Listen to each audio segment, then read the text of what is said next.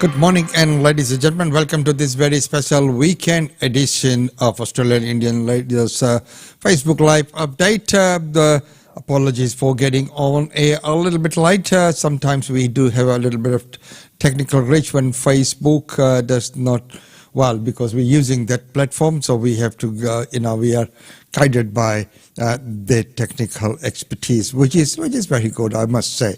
So, there's been a lot that we have been able to do. Well, right now, yesterday was the 11th of the 11th, and at 11 a.m. yesterday, whole of Australia remembered those who have, gave their life saving the nations. At Remembrance Day commemorations in the nation's capital, the crowds were back after 2 years of scaled-back events. The act of commemoration on Remembrance Day means an awful lot to an awful lot of people, but I think commemorating here means even more. My grandfather was at Pozières in France in the First World War, so perhaps it means a lot more to me. Construction on upgrades to the Australian War Memorial meant a change of site for commemorations. More than 1,000 people coming along to pay their respects. Absolutely wonderful, very dignified, very elegantly done. We've come over from WA and it's been one of the highlights of our trips. It's really sombering to come and to pay our respects. This year's commemorative address was delivered by Kerry Stokes, who paid tribute to all those who served. Immersed in the spirit of those who have given their all, their lives for us in war, in peacekeeping and humanitarian assistance. We pay tribute and ponder what we have been given. In Sydney, a crowd of around 500 turned out at Martin Place for the service, the bustling city centre falling still and silent when the clock struck 11. Prime Minister Anthony Albanese in attendance to pay his respects. We must always remember the brave men and women who've defended our nation at our time of need, who've made the ultimate sacrifice. In Melbourne, major intersections were brought to a halt as 16 buglers played the last post across street corners. Wreaths placed on the steps of the Shrine of Remembrance, with hundreds gathering in the rain to show their respect. A solemn tribute to the Australian men and women who never returned. Isaac Naruzi, ABC News, Canberra. And that last post is always so emotional. It is just so heart-touching, whenever that plays. It is just amazing. Well, ladies and gentlemen, right now, the COVID cases, what is happening there? Let's take a look at that report. Just the sheer pace of growth of case numbers this week puts beyond any doubt that we are entering a new wave of this pandemic. More than 60,000 cases detected across the country this week. That is an increase of more than 50%. That's a national average. Some of the states have much faster increases. In New South Wales, nearly 20,000 cases detected this week, 59% higher than the week before. In Victoria, it's 63% higher than the week before, and the same number in Tasmania, a 63% increase on case detections from last week. No state has had a faster increase, though, than South Australia. It's 6,800 new cases, represent an increase of a whopping 81%. Hospitalisations are going up as well. We have nearly 1,800 people in hospital with COVID at the moment. That is 400 higher than last week, and we expect that number will go up again in the weeks to come because hospitalisations follow cases. Deaths are stable at the moment, but we don't think that would remain that way for long. A new wave of COVID is coming. Anecdotally, there's a lot of COVID about at the moment as well, so it's increasingly likely that you or someone you know will be exposed to this pandemic once again in the near future. And of course, in the very near future, that is something that we will really need to keep an eye on and see what's happening. We have come to know of some events that have actually been cancelled already. Well, there is growing calls for Western Australia government to release reassess this justice system. Well, I think we've got really, really serious issues. 9 out of 10, as the Telethon Quiz Institute found, 9 out of 10 of the children in detention in WA have cognitive impairments or neurodisabilities. So these are children with disabilities that we're talking about. They're also, over 50% of the children come from the child protection system. So they're children who are supposed to have been cared for by the state and have ended up in our prison system. And we also know significant mental health impacts. I mean, there's been, just in Unit 18, in the last, since it was opened, there's been 12 attempts by young people to take their own lives, and significant instances of self-harm across Banksia Hill and Unit 18 in Casuarina. So Unit 18, this is the young offenders kind of unit within an adult prison, isn't it? Yeah, so it's a adult wing within Casuarina Maximum Security Adult Prison that has been had the adult prisoners moved out and children moved in. So what sort of support is offered now for young people with mental health issues in the youth justice system in WA? Well, one of the major concerns is that there is very few, if none, culturally appropriate services. And considering, between 70 and 90% of the young people every year in our juvenile detention system are Aboriginal or Torres Strait Islander, it's really, really important that we have culturally appropriate services. There are in-house psychiatrists and psychologists that do work within the justice system, but young people have limited access to these. Really, especially the young people in the cohort we're talking about, have comprehensive and complex untreated needs, and they really need wraparound holistic supports. We know, for example, that the young people in Unit 18 have been unable to see their lawyers and service providers outside the 8:40 to 9:45 window, which is the same visiting window that their families are supposed to see them in. There have been calls to raise the age of criminal responsibility from 10 to 14 in WA, calls that Premier Mark McGowan has shut down. Why should the age be raised to 14? Well, I think the most common sense answer is, when you think about our law, you're not allowed to vote until you're 18. You can't drive a car until you're 16. You can't even get Facebook until you're 13. But somehow in Australia and Western Australia, we think it's okay to send children to prison at age 10. But irregardless of that common sense, we know that medical experts, legal experts, the President of the Children's Court, the former President of the Children's Court, the current Children's Commissioner of Western Australia, the previous Police Commissioner in Western Australia, are all calling for our justice system to be changed. And 14 is the minimum global age around the world. So that's the minimum standard that the United Nations calls for when we talk about when children should be allowed to be incarcerated. It's also the global average. So in Australia, we're actually 4 years younger than the global average. That's what experts are calling for. Children don't belong in prison, particularly primary school age children. We need to be moving them out, and we need to be finding alternative pathways to support young people and their families who are struggling in our communities. What are those alternative pathways where young offenders can be helped while reassuring the public that they're safe?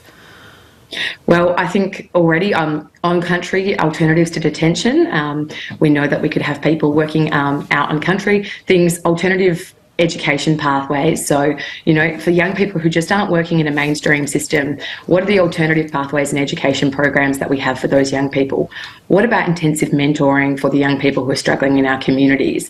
It's really about building options in the community that can be accessed early by struggling young people and building them pathways out of the cycles of disadvantage that they're stuck in.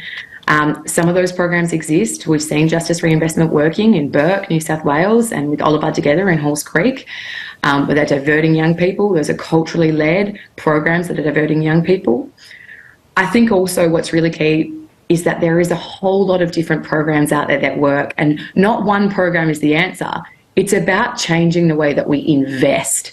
And currently, all of our investment when it comes to children and crime is in locking them up, which we know doesn't rehabilitate them. The recidivism rates are super high. So what that means is that those young people go into prison and they come out worse off, and they're more likely to impact community safety over and over and over again.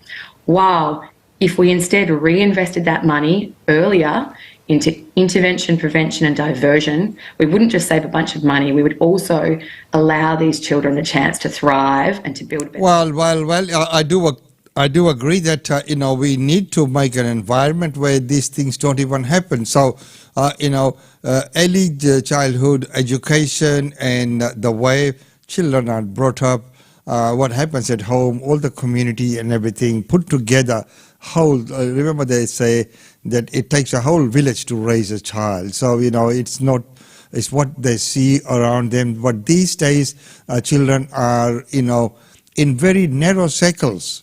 Very, very narrow circles. They go to the school, they're with the same people, then, if they're sporting or something, that is good, because then it gives them an opportunity to go out a bit. Otherwise, then they come home, or on the devices or in front of the TV screen, and that's it. And that's why, they are the way they are today, as opposed to what they were before when, they were open to run around, do whatever they wanted and mix, but had the respect for everyone, in bigger families, closer families, and the neighborhood. And everyone knew in the neighborhood, this child, whose child it was, and where they lived, and all those things. These days, people are too self-centered, and children are living in they're living like an isolated, protected life.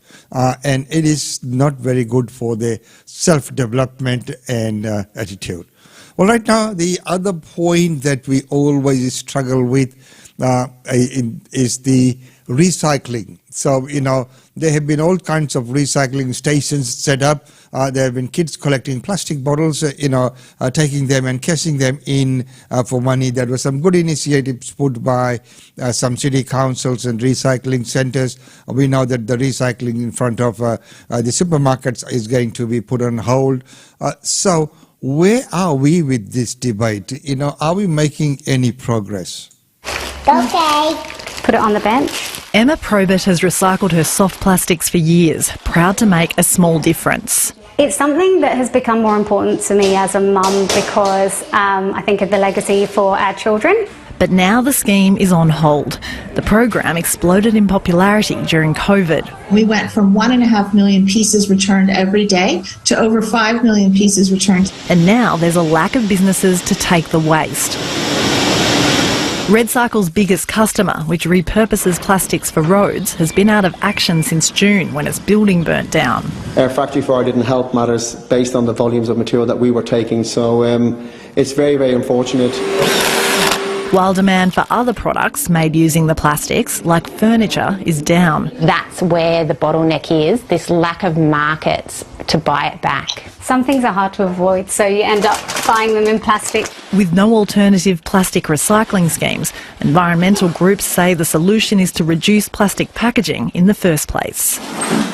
What we need to see now is greater industry commitment to getting rid of some of these problematic plastics. The big supermarkets didn't respond to that today, but Coles says it and its competitors are looking at a more sustainable recycling model. That solution will not be a quick fix either. RedCycle hopes it will be able to start resending soft plastics to its partners from mid-next year. But until then, at least, all of these are going to have to go in the bin. I don't blame RedCycle. I see this as being a much bigger systemic issue that the government, big businesses and individuals need to lean into to look for larger solutions. For Emma, that means consuming less and buying products like this edging, made from recycled plastics. Jessica Longbottom, ABC News. Well, as I mentioned before, where do we stop? You can't get away from plastics. So the plastic's here to stay for a long time. There's so many products that come. A simple thing is a bin liner. Your bin liners are made with plastic. So what you're going to replace them with? Maybe the brown paper bags, which might bust. So there's lots of challenges. There's many things. And of course, when we go to cardboard or paper, paper bags, then again, the trees, the greenies, so where do we stop? So I reckon that we really just need to find some happy medium. the good old saying, right now people are complaining about that plastic is not biodegradable, that it cannot degrade. But what happened to the good old saying about that matter can neither be created nor destroyed? Food for thought.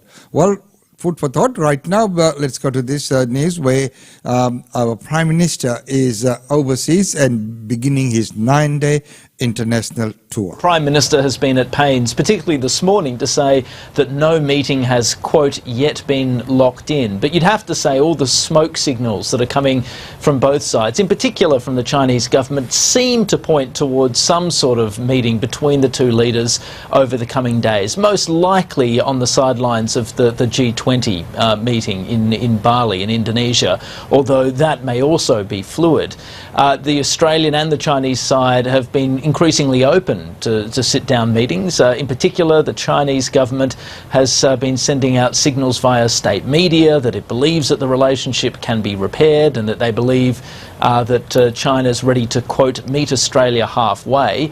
And of course, whether this actually amounts to any substantive shift in the relationship is another thing. At this stage, there's no indication that China, for example, is willing to budge on the billions of dollars of trade sanctions that it's put on Australian products for a couple of years now, although perhaps a sit-down between Xi Jinping and Anthony Albanese could be the first step towards hammering out some sort of compromise on that front. Mr Albanese, for his part, is keen to say that China should take down those trade sanctions, saying it's not only bad for Australia, but it's bad for China as well. Let's take a listen to what he had to say. We have some $20 billion of economic sanctions against Australia, but that is not in Australia's interest in terms of our jobs and the economy, but it's also not in China's interest. Australia has world-class products in seafood, in meat, in wine, in other products that we export to China. It is in China's interest to receive those products. It's in Australia's interest to export them. So I'm very hopeful we'll continue to put our case that these sanctions are not justified, that they need to be removed, but we will enter any discussions that take place without any preconditions. What issues, Stephen, are likely to dominate at the G20 and the other international meetings taking place in the next week? Well, look, inevitably, I think there'll be quite a big focus on Russia's invasion of Ukraine, particularly at the G20 when leaders gather there. Now, of course, Vladimir Putin, Russia's president, isn't going to be at the G20. The foreign minister will lead the delegation instead. But nonetheless, the fact that the war on Ukraine touches on so many vital subjects that matter, energy security, the way that it's pumped up the international energy prices, particularly the price of gas, food shortages that we've seen in Africa, in part because of the difficulties of getting grain through the Black Sea out of Ukraine.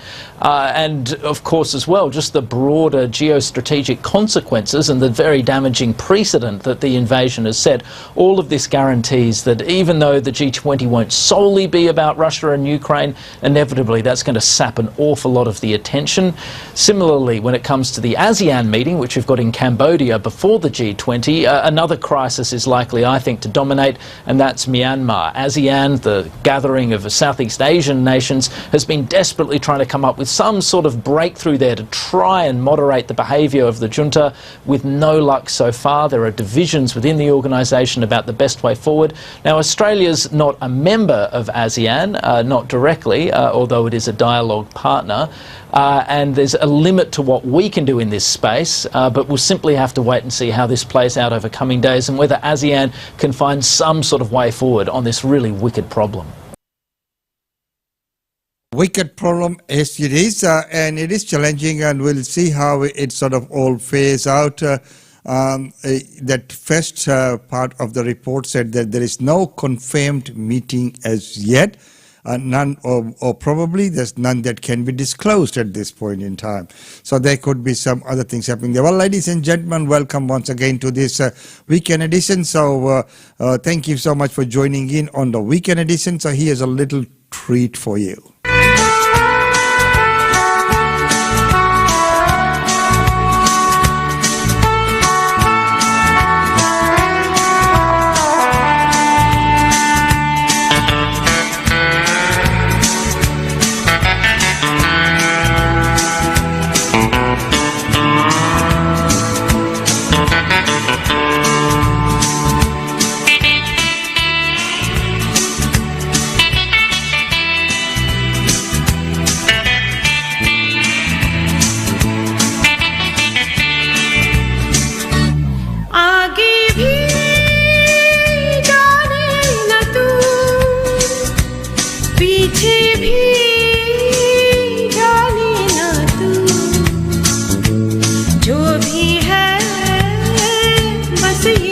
एक पल है आगे भी जाने न तू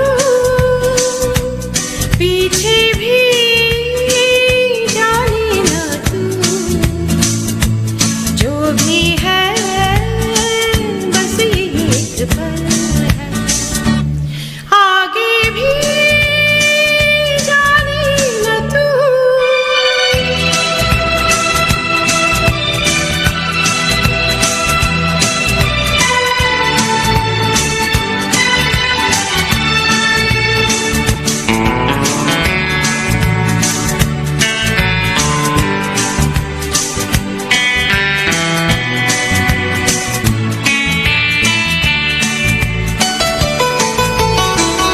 अनजाने सायों का राहों में तेरा है अनदेखी बाहों ने हम सबको घेरा है ये पल उजाला है बाकी अंधेरा है ये पल गंवाना ना ये पल ही तेरा है जीने वाले सो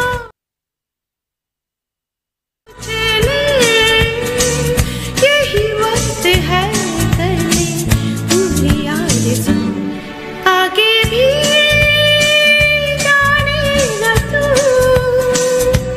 पीछे भी जाने न तू जो भी है बस यही एक पल है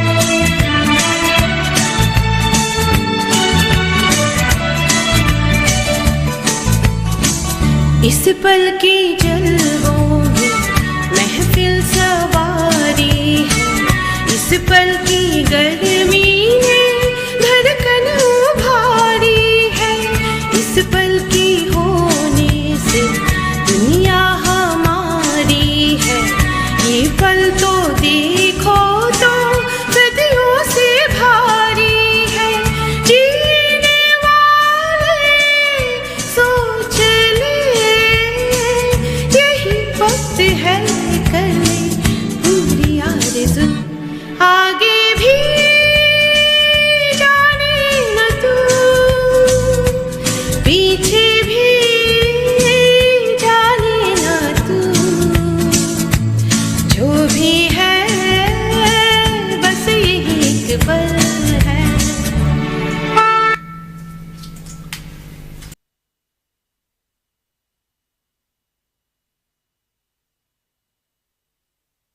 Well, I really got engrossed into that. That's wonderful. And don't just stay tuned for the next Music Junction, which will be coming up. And we got some very, very exciting talent coming here, right, based here in Brisbane. So, very soon they will be appearing on your screen. So if you have loved that, you will definitely like what we have, what's on the planning for the next Music Junction, and that was Bondita Chakravarti. Once again, a wonderful and beautiful artist, and very, very talented whole family. We know Mithun, Bondita, and the two girls, Jaisa and Isa. They always come on the show and present some beautiful shows for all of you. Well, ladies and gentlemen, that's all we have for you in today's weekend edition. Enjoy the rest of the weekend. Please do take care. Pay heed to the warnings that have been put out by the health department regarding those restrictions, but just for your own safety, always remain secure and always observe those health courtesy. Until Monday, it's goodbye from us.